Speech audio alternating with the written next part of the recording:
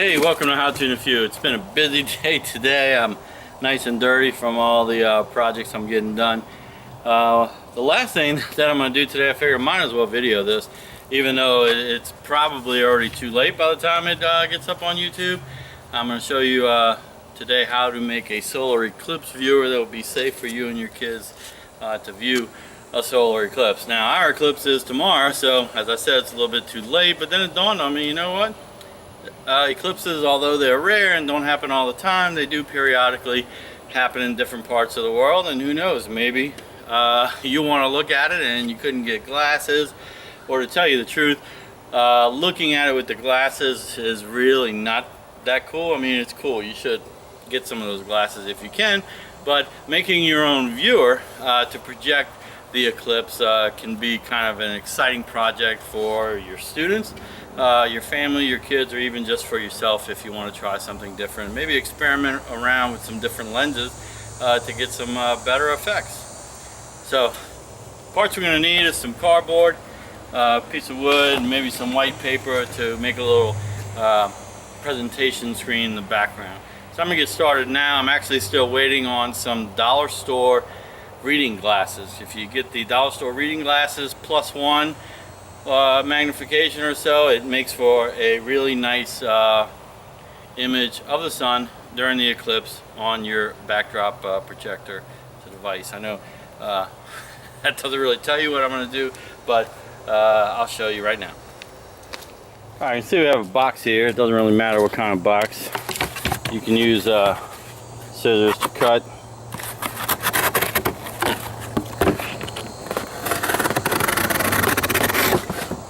I'm using a box cutter, the true intended purpose of a box cutter.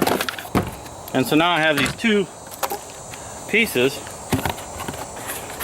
okay, that are kind of convenient. And let me just scale this up real quick so you see what I'm talking about making here. We're going to have this front section that's going to have our lens, and then we'll have this back section which is going to act as our screen to be projected on. So it would have been nice if I washed my hands first, right?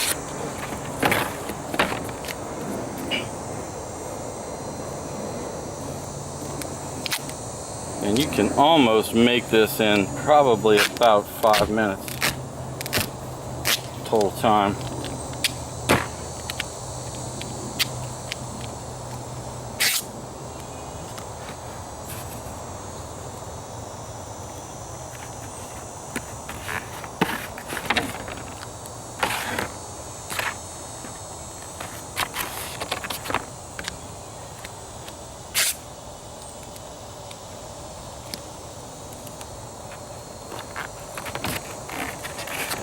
Well, if you have younger kids, you might want to not do that, what I just did. This is really sticky Gorilla Tape. Much better duct tape than most of the other brands. Alright, but if you have younger kids, you might want to decorate it and maybe make it look good. Dress it up a little bit. Draw some moons and suns, etc. But we are literally trying to get this done as fast as possible. It's interesting to note, if you just happen to be watching this preparing for a solar eclipse, that there's kind of a mad dash right before a solar eclipse to get the glasses, and they'll actually run out. So whereas you might have gotten them earlier for free, once you get closer to the solar eclipse, it's almost impossible to get them. In fact, there are some for sale on eBay right now for locally in the area to pick up for $70. These are paper glasses. It's crazy. We secured some from a local science center that we went to and toured. Alright, it's a little crooked, but so our projector surface is set. Now we're just waiting on the lenses, and I'll make a little cut.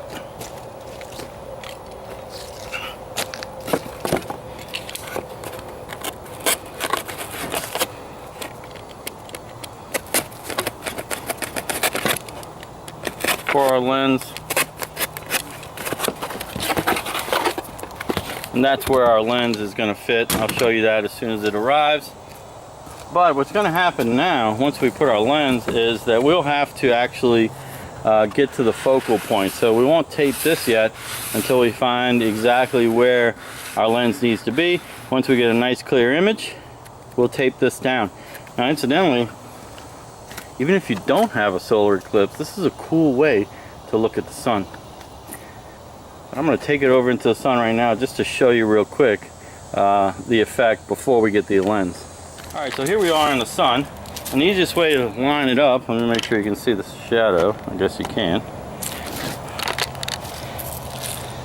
Easy ways to line it up, okay, there's the shadow, is that once the two box pieces line up, I don't even have to look up. See, I'm actually looking down. I'm actually looking at the camera.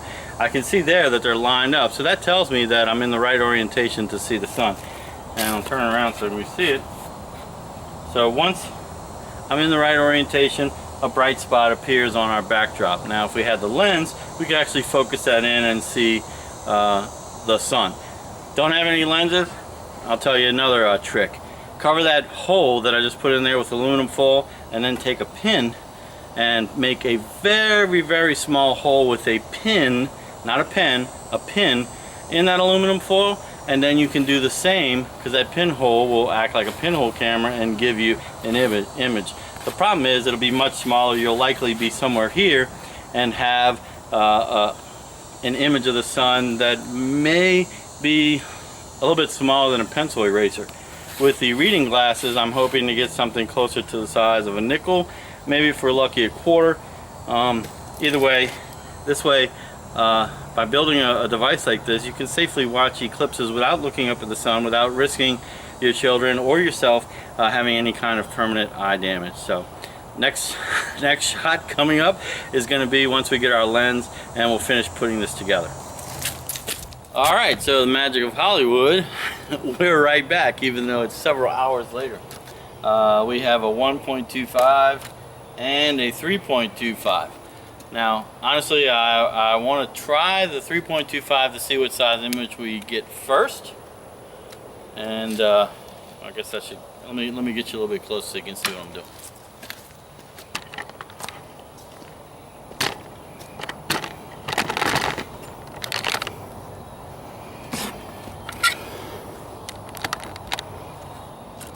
Alright, so here's our 3.25. I'm going to go ahead and try to pop out the other image, the other lens, that is. It's not cooperating. There we go. So we now have a 3.25 lens. And boy, did we make that dirty.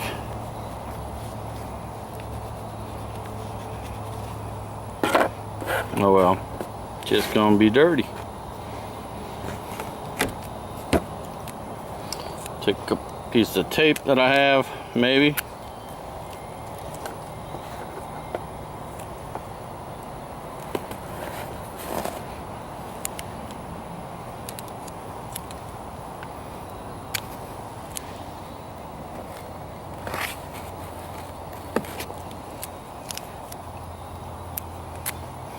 I know what you're thinking right now. You're thinking this is never going to work. Well, the fact that the the sun just kind of disappeared behind the clouds, you might be right, but let's see. Alright, so our lens is now taped down. Let's grab a little extra tape,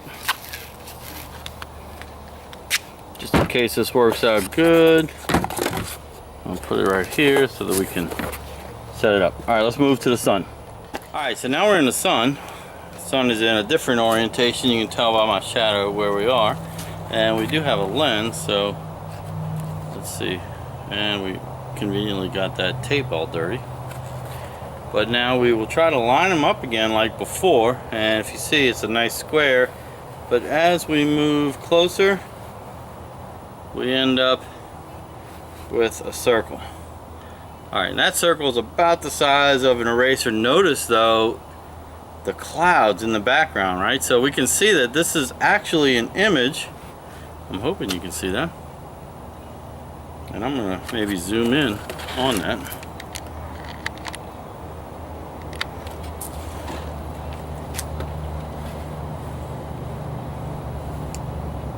Alright, so we can actually see that there are, not only is the sun, but there are clouds in the background and actually 2 electrical wires from the telephone poles above me that are showing up on the image. But I do not like the size of the image we're getting, so I'm going to go ahead and switch to the other lens that we have. Alright, so that was our 3.25 lens test. Epic failure.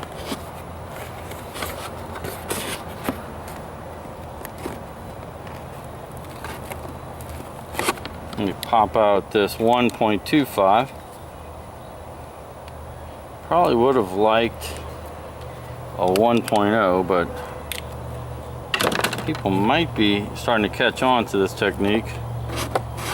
There weren't any. Alright, we're dissecting this lens. Going to slide in our 1.25.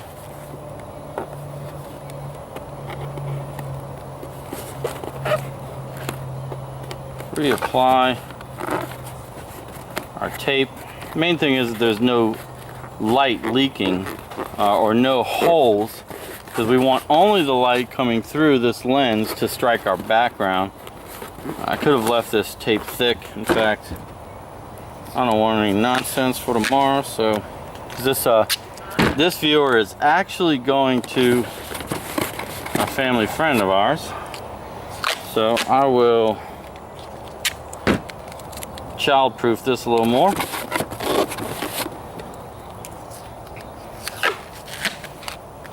Plus it's going to look better, right? Give me a better reputation. Alright, so now it doesn't look, well, it still looks pretty rigged up, but alright, there we go. Nice lens in place. And let's get this dirty tape off that we messed up on, because this is going to be the actual final setting once we set this up. Let's move back to the sun. Alright, so here we are again. This time I didn't drop it. There is, I probably need to zoom out a little bit. Out. So there's our backdrop. Here's our lens piece. You know, we're going to experiment with it backwards just to see what happens, right? So now backwards, we're going to line it up looking at the shadow on the ground like I showed you before. Hey, that's not too bad. So I'd say that's maybe not dime size, but we're getting a picture of the sun. Let me flip the lens, because this is the way I really wanted it to be. So about the same. And looks like we planned this piece of wood just right. And I want the sharpest picture possible. You can see, hopefully you can see that the power lines are showing up. It's getting blurry on the power lines. The sun's blurry, and when I pull back, sun gets blurry. I'm worried about the sun, so I want the sun as sharp as possible.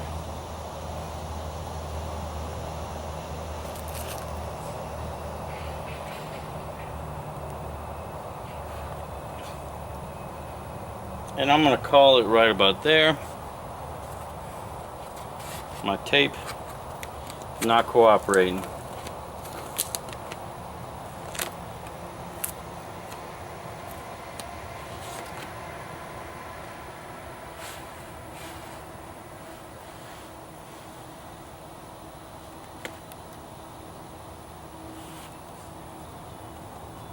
I want you to see what I'm doing.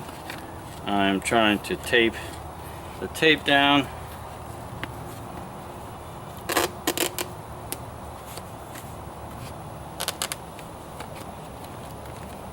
So now our lens end is at the right configuration. Let me scale out. So I'm lining it up.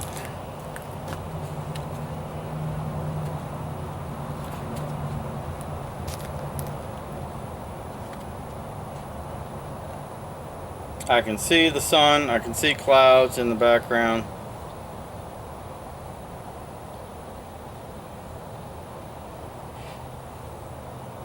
And I see some sun shining through the tape, which makes me think that I'm going to go ahead and put a little more tape and see what happens.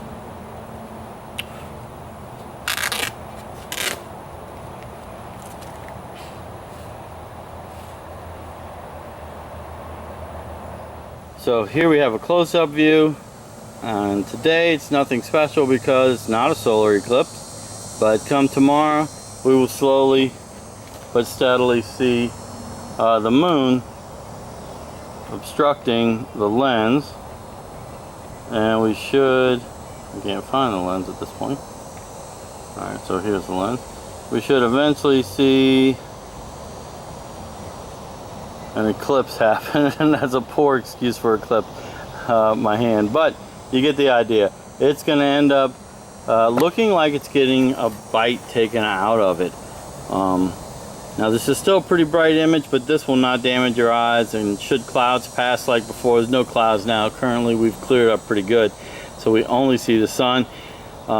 Be sure that when you design this that you get a perfectly round shape, because that's the sun. If it's still square, then what you're actually doing is just projecting light in the shape of the lens or the hole that you cut. Once it's in focus, you've focused the light and you're actually seeing an image. And I wish the clouds would be back again so that we could see the power lines, because right now you can't see the power lines due to the fact that the contrast level is way too high. Sun's very bright and the rest is not. If some clouds were to come into the scene, then there would kind of be, it's not really an aperture adjustment, but it would change and you'd be able to see the clouds and other items. But there you go, safe way to view the solar eclipse. And there's our lens, and there's our sun. Alright, so we're well into the heat of the afternoon. There you have it, a simple solar eclipse viewer. There's plenty of other designs with cereal boxes, shoe boxes, etc., which tend to get a smaller effect. This is a pretty good effect, much better than other pinhole viewers. You know, the thing is, a 3-hour eclipse, that's a long time with not very much happening on a minute-by-minute basis, so kids are going to tend to get bored. But during primetime viewing, or maybe if you go out every 30 minutes, you'll see a drastic difference. If you're a teacher, ask the kids to sketch and then try to compare sketches between different classes. If you're elementary school, maybe every 45 minutes, 30 minutes, whatever you can do, take them out, draw a sketch, and then they can compare the sketches across 30-minute intervals, and you'll get a much better effect in the end. Personally, digital camera, we're going to be taking pictures of it periodically, and then I can put that together, and you'll see the movement and effect afterwards.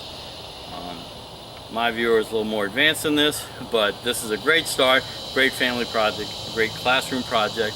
Nobody has to be scared of an eclipse if you are smart about it and make yourself a safe viewer so you're not looking directly at the sun.